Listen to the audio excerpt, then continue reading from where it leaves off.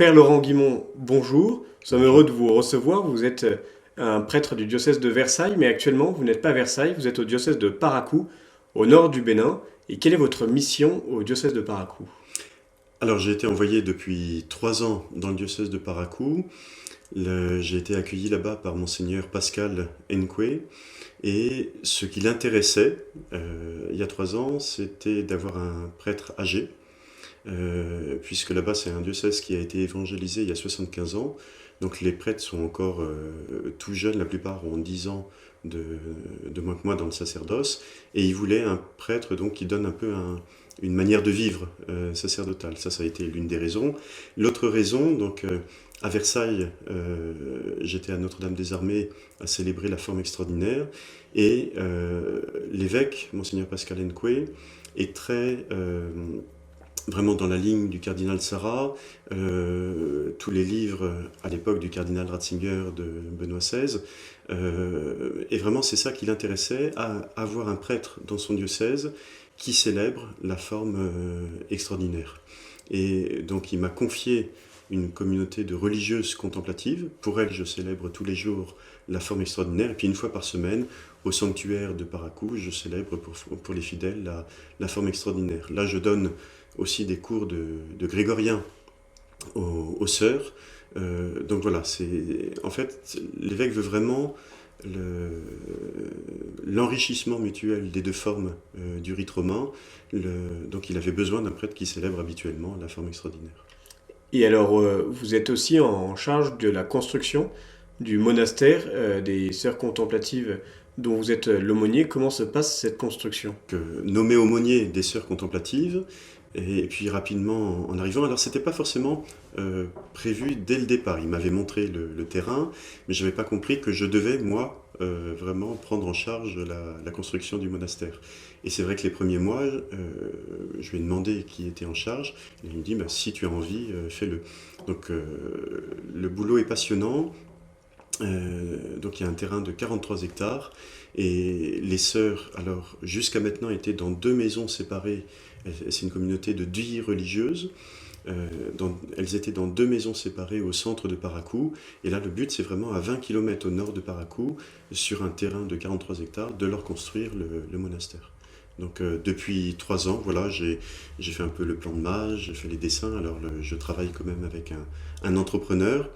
Et puis petit à petit, donc là en 3 ans, c'est un bâtiment de 12 chambres, une étable, un château d'eau de 30 mètres cubes, un mur de clôture là, de 1000 mètres.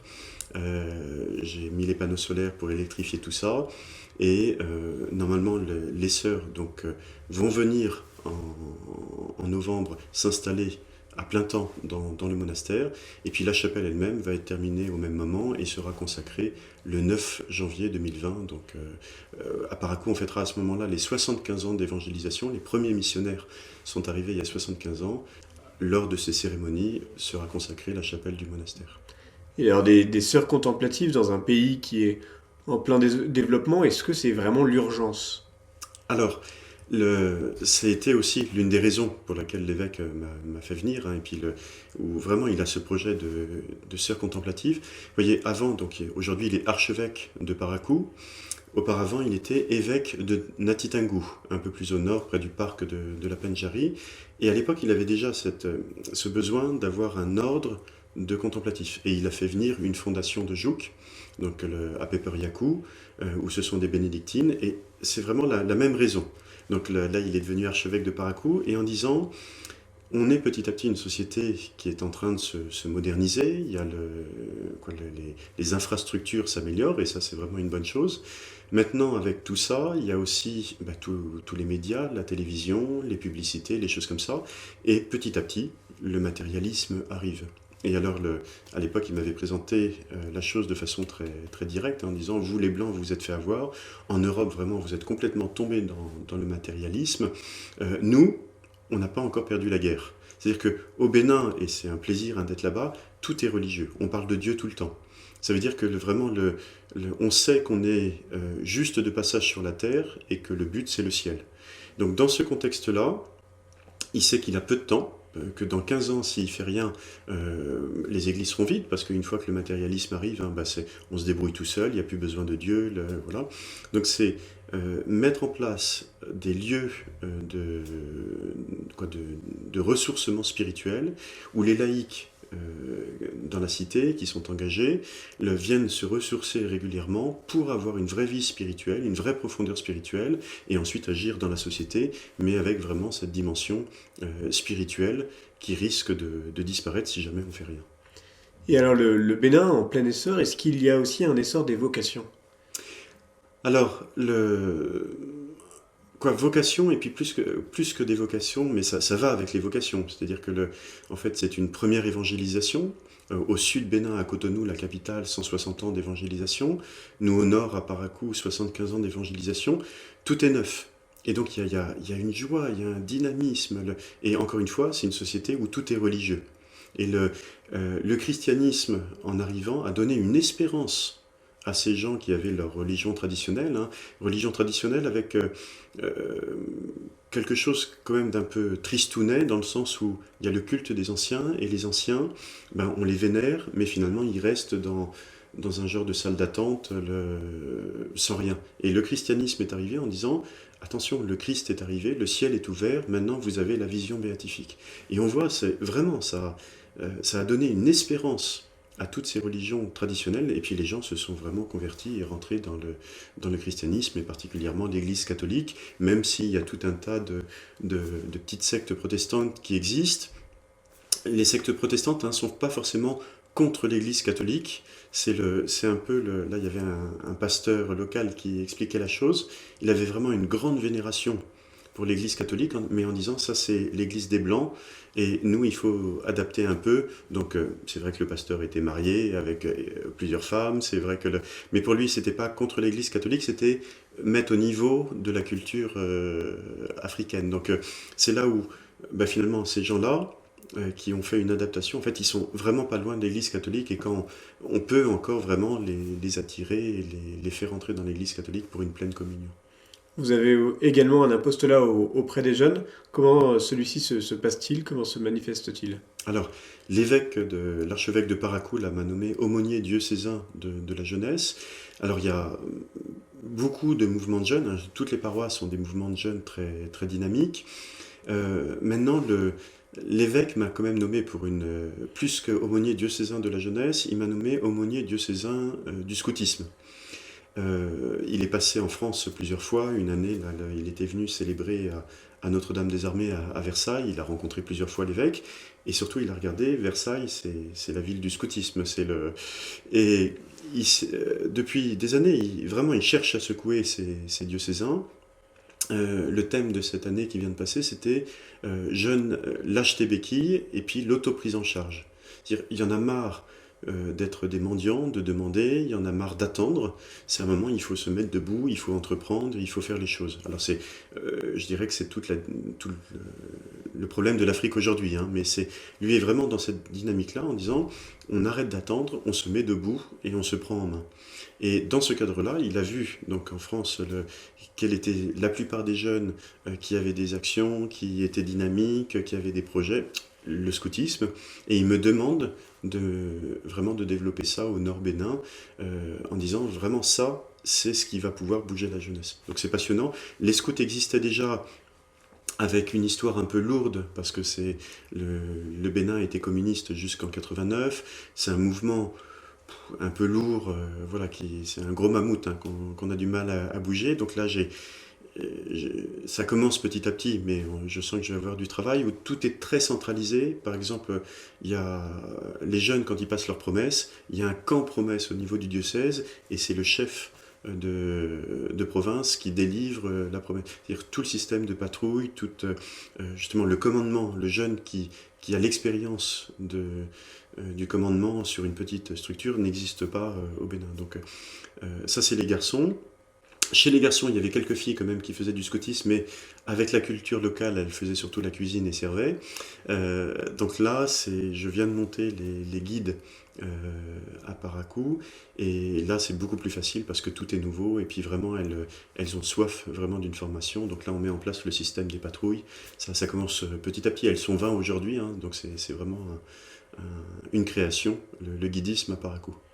Et alors, puisqu'on parle des jeunes, est-ce que vous pouvez nous dire un mot sur le phénomène des enfants sorciers? Il me semble qu'autour de Monseigneur Nkwe, il y a plusieurs de ces enfants. Qui sont-ils et que deviennent-ils? Alors, dans le nord Bénin, il y a un phénomène culturel qu'on appelle les enfants sorciers, qui sont des enfants, au moment de la naissance, ils naissent par le siège au lieu de naître par la tête, où il y a différentes choses, et aussitôt ils sont censés, alors là on est en pleine superstition, hein, censés porter le mauvais sort. Et dans les villages, donc un membre du village se dévoue, vraiment pour le bien commun, pour éviter que le mauvais sort aille sur le village, se dévoue et l'emmène en brousse pour le supprimer. Et c'est là où, entendant ça, les religieuses, les prêtres, aussitôt se précipitent, récupèrent l'enfant et en deviennent le tuteur. Donc au Bénin, vous avez il y a aussi bien sûr les orphelins pour d'autres raisons, mais autour des prêtres, des religieuses, vous avez toujours 5-6 enfants dont ils sont devenus le tuteur. Alors c'est vrai qu'autour de l'évêque, la scène est assez étonnante. Si vous allez à l'archevêché de Paracou le soir, vous avez l'évêque en bout de table, une grande table immense, et puis une trentaine d'enfants qui sont autour. C'est tous les enfants de l'évêque, dans le sens où c'est tous des enfants qui auraient dû être supprimés par superstition, que l'évêque a recueillis et c'est devenu ses enfants. Et ces enfants grandissent, ils suivent des études, ils ont des métiers, ils se placent, ils se marient, voilà.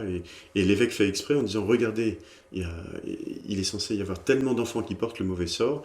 Au contraire, à l'évêché, il y a la joie, il y a l'espérance. Donc c'est vraiment pour montrer aux gens du coin qu'il faut quitter la superstition et arrêter avec ces pratiques anciennes. Et on a parlé de vos 3 années passées, un petit peu de vos perspectives. Vous aviez une mission de 3 ans. Est-ce qu'elle va être renouvelée? Et qu'est-ce que vous comptez faire pendant les 3 années à venir? Alors, donc effectivement, le statut que j'ai, c'est un contrat fidei donum. Le don de la foi, c'est en fait, pour que ça marche, il faut qu'on soit trois à être d'accord. L'évêque qui envoie, donc l'évêque de Versailles, l'évêque qui accueille l'archevêque de Paracou, et puis le prêtre qui... voilà. Quand les trois sont d'accord, on arrive à faire la chose. Donc j'ai été envoyé déjà pour 3 ans. 3 ans, c'est très peu. Ça laisse peu de temps pour vraiment faire la chose. Là, ma mission est renouvelée encore pour 3 ans. Et puis après, je verrai pour la suite. Alors, ces 3 années vont me permettre de continuer les travaux du monastère. Là, je pars sur un gros projet, la construction de la cuisine et du réfectoire, un atelier de beurre de karité, finir une autre clôture. Voilà, il y a plein de projets dans les années à venir. Et puis aussi, donc, ce travail aumônier diocésain de la jeunesse, où là, je m'aperçois qu'il y a plein de choses à faire. Là, cette année, par exemple, je vais mettre en place un parcours de préparation au mariage. C'est-à-dire que je me suis aperçu que sur toutes les paroisses de ville, il y avait au moins 200 catéchumènes adultes. Donc vraiment, les baptêmes, on en fait plein chaque année, hein. Et par paroisse, 2 à 3 mariages à peine. Et donc, il y a quelque chose qui ne va pas. C'est-à-dire que vraiment, l'annonce de l'évangile sur le mariage, ça passe pas. J'en avais parlé aux catéchistes qui sont responsables de la formation. Ils avaient rigolé en disant, ah mon père, vous connaissez pas nos réalités africaines. Et je leur dis, mais l'évangile, c'est aussi quoi, le mariage, c'est aussi pour vous. Et on s'aperçoit que sur les paroisses, il n'y a aucun parcours de préparation au mariage. Donc pour les jeunes, là, je mets ça en place. Je vais certainement mettre en place aussi des petites cellules un peu de formation, genre Ictus, parce que là aussi, je m'aperçois que tout est neuf. Donc dans les médias, là, dès qu'ils regardent, en fait, ils imbibent sans recul, sans jugement critique. Et il y a besoin vraiment de les aider aussi à, à bien interpréter en tous les cas ce qui est dit dans les médias et puis à se former en philosophie parce qu'ils en auront besoin dans le monde de demain. Donc là, c'est l'idée de mettre en place plein de petites équipes comme ça. Et puis aussi, là, avec d'autres religieux, je lance des retraites de Saint-Ignace de 5 jours. Encore une fois, c'est la même idée, pour fonder vraiment une vraie vie spirituelle. C'est-à-dire qu'aujourd'hui, toutes les églises sont pleines. En groupe, là, ils sont vraiment, il y a des groupes de prière, il y a les pèlerinages, il y a les chapelets, tout ça, mais quand le jeune, alors ça, c'est la même chose en France, mais quand le jeune quitte la communauté pour une raison de travail, tout d'un coup, il laisse tout tomber. Donc ça veut dire qu'il y a un vrai travail pour approfondir la vie spirituelle et leur donner une charpente spirituelle qui leur permet de continuer après. Donc voilà, tout ça, c'est sur la jeunesse, il y a plein de choses à faire. Et alors pour vos travaux, la construction du réfectoire et vos autres projets, vous faites un appel à la générosité. De combien avez-vous besoin et où est-ce qu'on peut vous aider à financer vos travaux? Alors, oui, volontiers, merci. On peut nous aider donc pour la construction de ce monastère. J'essaye au Bénin de faire des dossiers. Alors il y a des ONG qui aident, etc. Maintenant, la plupart aident quand c'est ce qu'on appelle des projets sociaux. C'est-à-dire pour construire une école, pour de l'eau pour un village. Mais construire un monastère, en fait, personne ne veut payer parce que ça sert à rien. C'est-à-dire que les seuls qui peuvent donner de l'argent pour ça, c'est les gens qui ont la foi, qui savent qu'à un moment, il y a besoin de gens qui rentrent dans la prière et qui sont un peu les veilleurs dans la nuit, qui sont un peu les priants pour tous ceux qui ne prient pas. Et finalement, dans une mission, nous, on est capable de marcher, d'aller aux quatre coins de la brousse et de faire des choses parce qu'il y a des contemplatifs qui nous portent dans la prière. Donc oui, on a besoin de dons pour nous aider à développer le monastère. Là, cette année, donc, je vous en parlais tout à l'heure, cuisine et réfectoire, c'est un projet de 71 000 euros. Après, donc, j'ai d'autres projets, mais déjà, si j'arrivais à faire ça cette année, ça sera magnifique. Donc il y a un site internet sur lequel on pourra retrouver toutes les informations. Alors, il y a un blog, ça s'appelle, que j'ai, mais ça raconte plutôt ma vie là-bas, c'est pas que sur le monastère. Un blog qui s'appelle, donc on peut le trouver facilement, Abbé Laurent Guimond ou de Versailles à Paracou. Euh, voilà. Et puis là, vous avez un peu tout ce que je fais là-bas, avec une page spéciale pour les travaux et qui montre un peu le développement des travaux. Et là, il y a toutes les coordonnées, il y a le compte bancaire, il y a tout ce qu'il faut.